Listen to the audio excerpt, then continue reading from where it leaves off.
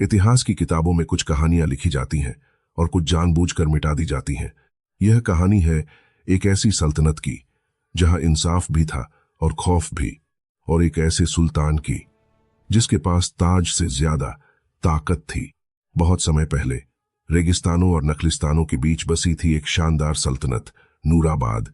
ऊंचे ऊंचे महल, संगमरमर की मस्जिदें, रौनक से भरे बाजार, हर सुबह अजान की आवाज के साथ शुरू होती और हर रात सुकून के साथ ढलती।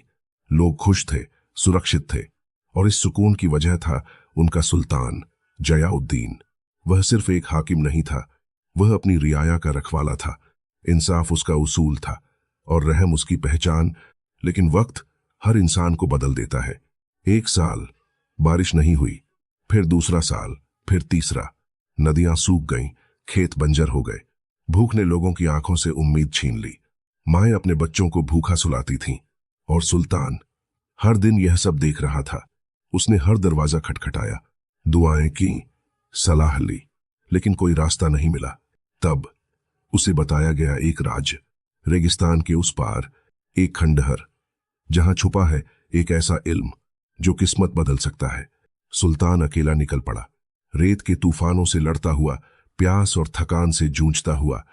लेकिन उसके दिल में सिर्फ एक ही ख्वाहिश थी, अपनी रियाया को बचाना। कई दिनों बाद वह उस खामोश खंडहर तक पहुंचा। अंदर अंधेरा था, सन्नाटा था, और बीच में रखी थी एक पुरानी चमकती हुई किताब। जैसे ही उसने उसे छुआ, एक आवाज गूंजी, यह इल्म तुम्हें सब कुछ देगा, लेकिन इसकी कीमत बहुत भारी होगी।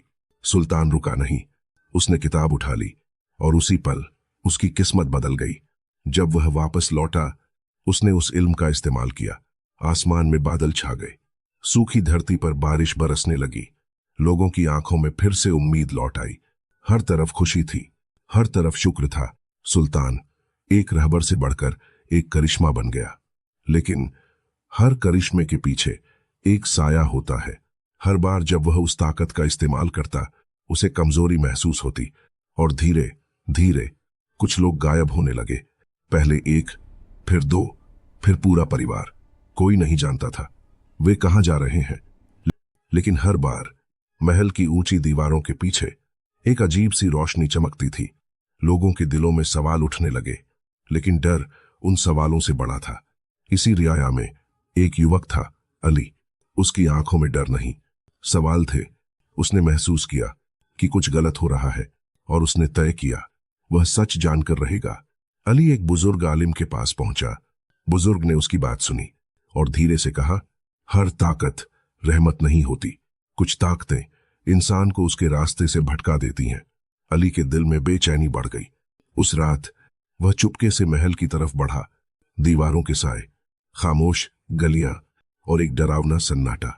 वह अंदर पहुंचा, और जो उसने देखा, उसने उसकी दुनिया बदल दी। एक अजीब रोशनी जो लोगों से निकलकर सीधे उस किताब में जा रही थी, और सुल्तान उस रोशनी के बीच खड़ा था। अली के हाथ कांपने लगे। अब सच सामने था। यह ताकत रियाया की जान लेकर जिंदा थी। उस रात अली सो नहीं पाया।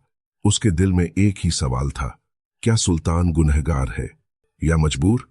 सुबह होते ही उसने फैसला कर लिया, सच को छुपाना सबसे बड़ा गुनाह है। वह लोगों के बीच गया और सब कुछ बता दिया। पहले किसी ने यकीन नहीं किया, फिर धीरे धीरे जब सच सामने आया, तो डर गुस्से में बदल गया, और गुस्सा बगावत में। रात हुई, मशालें जली, लोग इकट्ठा हुए। अब कोई पीछे हटने को तैयार नहीं था। वे निकल पड़े, अपने ही सुल्तान के खिलाफ। महल के सामने रियाया खड़ी थी, और सामने उनका सुल्तान। उसकी आंखों में अजीब सी चमक थी। उसने धीरे से पूछा, तुम लोग मेरे खिलाफ? भीड़ में सन्नाटा छा गया, और फिर अली आगे बढ़ा, आप हमारी हिफाजत नहीं, हमारी कुर्बानी ले रहे हैं। सुल्तान कुछ पल चुप रहा, फिर बोला, मैंने यह सब तुम्हारे लिए किया है। आसमान में बिजली कड़कने लगी, हवा तेज हो गई, और वह किताब फिर से चमकने लगी।